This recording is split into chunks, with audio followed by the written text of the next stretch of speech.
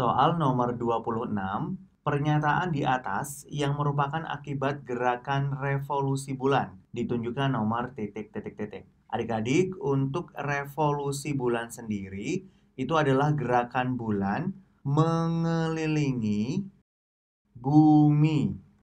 Nah, akibat dari revolusi bulan itu ada di nomor 2, yaitu penanggalan Hijriyah. Kemudian di nomor 3, terjadinya pasang surut air laut. Lalu di nomor 6, yaitu terjadinya gerhana bulan. Berarti untuk jawaban soal nomor 26 ada di pilihan D, yaitu nomor 2, 3, dan 6. Nomor 27, berdasarkan gambar di atas, fase bulan separuh ditunjukkan oleh titik titik titik. Nah, adik-adik, untuk fase bulan separuh ini juga disebut bulan sabit. Nah, untuk bulan sabit itu berada di pilihan B, yaitu di nomor 3 dan nomor 7. Nomor 28, Arkan selalu bangun pagi hari. Kemudian dia melihat matahari terbit dari arah timur. Sore harinya, ia selalu melihat matahari terbenam di arah barat. Peristiwa ini terjadi akibat titik titik titik. Nah, untuk peristiwa yang dilihat oleh Arkan, ini namanya adalah gerak semu harian matahari. Berarti untuk jawabannya ini ada di pilihan A, yaitu gerak semu harian matahari. Nomor 29, peristiwa yang terjadi berdasarkan gambar di atas disebabkan karena titik titik titik. Adik-adik bisa langsung kita lihat untuk gambarnya. Di sini terdapat gambar matahari. Ini Kak Evan tandai dengan huruf M. Kemudian ada bumi, Kak Evan tandai dengan huruf B. Lalu ada bulan, Kak Evan tandai dengan huruf B kecil. Nah, pada gambar ini bulan berada di belakang bumi, yang berarti ini menunjukkan peristiwa gerhana bulan. Nah, untuk jawaban soal nomor 29 itu ada di pilihan D, yaitu cahaya matahari ke bulan terhalang oleh bumi. Nomor 30, daerah yang ditunjukkan pada tanda panah di atas mengalami peristiwa titik titik titik. Langsung kita lihat adik-adik untuk gambarnya. Di sini terdapat gambar matahari, kemudian ada bulan, lalu terdapat juga bumi. Nah, pada gambar ini menunjukkan peristiwa gerhana matahari. Nah, untuk jawaban soal nomor 30 itu berada di pilihan A, yaitu gerhana matahari total. Nomor 31, lama waktu gerhana bulan lebih lama dibandingkan dengan durasi waktu gerhana matahari. Hal tersebut disebabkan karena titik titik titik. Adik-adik, untuk soal nomor 31, jawabannya ada di pilihan C, yaitu umbra bumi lebih besar. Nomor 32, bumi dan bulan mengalami pergerakan rotasi dan revolusi setiap saat. Pergerakan ini menyebabkan beberapa dampak pada kehidupan kita. Kalender yang kita kenal sekarang didasarkan pada pergerakan ini. Berdasarkan informasi tersebut, kalender Masehi didasarkan pada pergerakan titik titik titik. Adik-adik diingat ya, untuk kalender Masehi pergerakannya itu berdasarkan revolusi bumi, ada di pilihan A. Nah, revolusi bumi sendiri ini adalah pergerakan bumi mengelilingi matahari. Soal nomor 33. Pernyataan yang benar tentang kalender Masehi dan Hijriyah ditunjukkan oleh nomor titik titik titik. Langsung saja kita lihat adik-adik untuk tabelnya. Nomor 1, kalender Hijriyah berdasarkan rotasi bulan. Ini merupakan pernyataan yang salah. Karena untuk kalender Hijriyah itu berdasarkan revolusi bulan. Kemudian untuk nomor 2, Bulan Agustus pada kalender Masehi berjumlah 30 hari. Ini juga pernyataan yang salah karena untuk jumlah hari pada bulan Agustus itu adalah 31. Kemudian nomor 3, kalender Hijriah memiliki tahun kabisat. Ini adalah betul. Jadi baik kalender Hijriah maupun Masehi itu memiliki tahun kabisat. Nah, pada kalender Hijriah untuk bulan yang terdapat kabisatnya itu adalah bulan Zulhijjah. Kemudian nomor 4, kalender Masehi dan Hijriah terdapat perbedaan 11 hari. Ini juga betul. Nomor 5, satu minggu dalam kalender Hijriah berjumlah 6 hari. Ini salah. Karena untuk satu minggu di kalender Hijriah itu berjumlah 7 hari. Sama seperti di kalender Masehi. Jadi untuk jawaban soal nomor 33 itu ada di pilihan C, di nomor 3 dan nomor 4. Soal nomor 34. Kalender Masehi di atas terjadi setiap titik-titik sekali. Nah, adik-adik kita lihat untuk kalendernya. Di sini terdapat kalender bulan Februari. Tetapi untuk Februari ini jumlah harinya berjumlah 29, yang berarti ini merupakan tahun kabisat. Nah, tahun kabisat pada kalender Masehi itu terjadi 4 tahun sekali. Jadi jawabannya ada di pilihan B. Nomor 35, Laila tinggal bersama adik, ayah, dan ibu. Laila lahir pada tahun 2009, adik lahir 2012, ayah lahir tahun 1984, dan ibu lahir tahun 1988. Berdasarkan data tersebut, keluarga Laila yang lahir pada tahun kabisat yaitu titik-titik-titik. Nah, adik-adik untuk tahun kabisat sendiri itu adalah tahun yang habis dibagi oleh angka 4. Jadi untuk jawaban soal nomor 35 itu ada di pilihan D, yaitu adik di tahun 2012, kemudian ayah di tahun 1984. Nomor 36, masa pubertas ditunjukkan oleh angka titik-titik-titik. Langsung saja adik-adik kita lihat untuk gambarnya. Di sini terdapat gambar pertumbuhan manusia dari masa ke masa. Nah, Kak Evan akan menjelaskan terlebih dahulu dari gambar 1 sampai gambar 6. Untuk gambar 1 ini merupakan masa bayi. Kemudian untuk gambar 2 ini adalah masa balita. Lalu untuk di gambar 3 ini adalah masa anak-anak.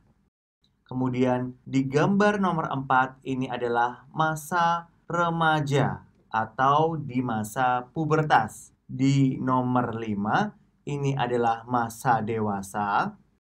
Lalu di nomor 6 ini adalah masa tua. Nah, berarti untuk masa pubertas itu ditunjukkan oleh nomor 4. Soal nomor 37. Rudy sekarang lebih banyak memperhatikan kebersihan tubuhnya. Karena sekarang Rudy sering berkeringat dan wajahnya berjerawat.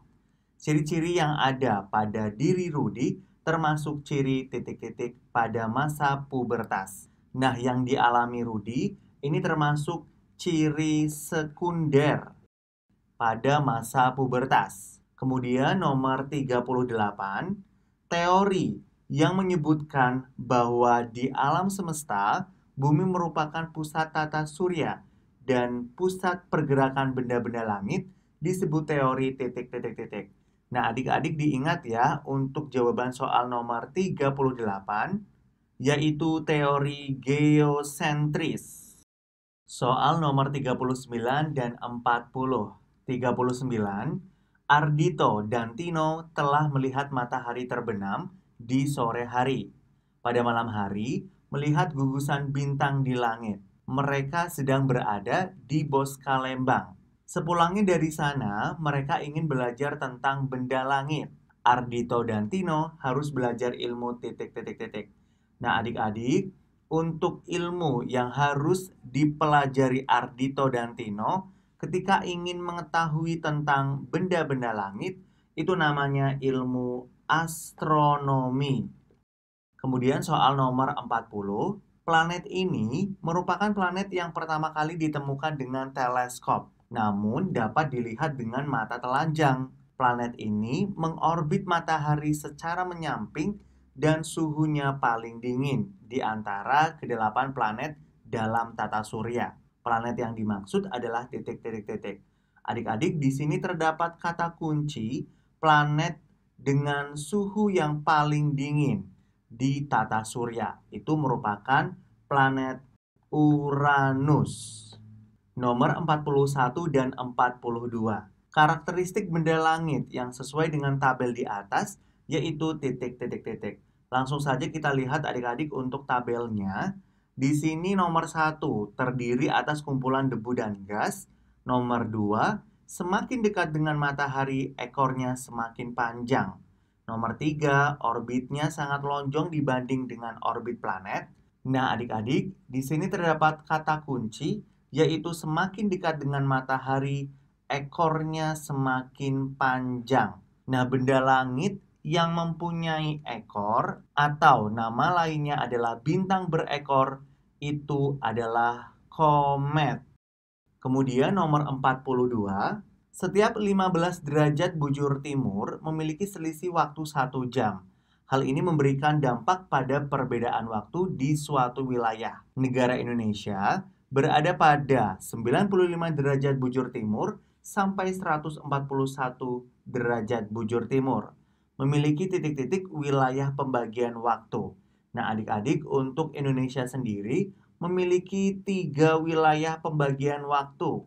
Yang pertama adalah WIB, waktu Indonesia Barat, kemudian WITA, yaitu waktu Indonesia Tengah, lalu yang terakhir adalah WIT, waktu Indonesia Timur. Setiap hari bumi melakukan rotasi sehingga terjadi waktu siang dan malam. Selain berotasi, bumi juga mengelilingi matahari. Lama waktu yang diperlukan bumi untuk mengelilingi matahari yaitu titik-titik hari. Nah, adik-adik, untuk gerakan bumi mengelilingi matahari ini disebut revolusi bumi. Nah, revolusi bumi sendiri itu memerlukan waktu yaitu 365 atau 366 hari. Nomor 44, gambar tersebut menunjukkan terjadinya titik-titik-titik. Nah, adik-adik, untuk gambar tersebut itu terjadinya gerhana matahari total. Nomor 45, sistem penanggalan yang kita kenal ada 2, yaitu Masehi dan Hijriah. Banyak manfaat dari sistem penanggalan, salah satunya kita dapat menentukan jadwal kegiatan dari hari ke hari. Nama lain dari penanggalan Hijriah yaitu titik-titik-titik. Nah, adik-adik, untuk nama lain dari kalender Hijriah sendiri yaitu Komariah. Nomor 46, perkembangan seksual remaja dapat dipengaruhi oleh beberapa faktor. Sangat penting bagi remaja dan orang tua untuk memahami faktor-faktor ini dan bagaimana mereka dapat mempengaruhi perkembangan seksual remaja. Dengan memahami faktor-faktor ini, diharapkan mereka dapat mengambil keputusan yang sehat dan positif tentang seksualitas. Sebutkan 3 faktor yang mempengaruhi perkembangan seksual remaja. Untuk jawabannya, ini dia. Yang pertama, yaitu faktor biologis. Faktor biologis ini mencangkup hormon, genetika, dan perkembangan fisik. Kemudian, faktor yang kedua adalah faktor psikologis, yaitu melibatkan aspek emosional, identitas gender, dan orientasi seksual. Lalu faktor yang ketiga adalah faktor sosial, yaitu pengaruh lingkungan sekitar. Soal nomor 47, berdasarkan gambar di samping, sebutkan nomor dan nama planet-planet yang termasuk dalam kategori planet dalam. Langsung saja adik-adik kita lihat untuk gambarnya.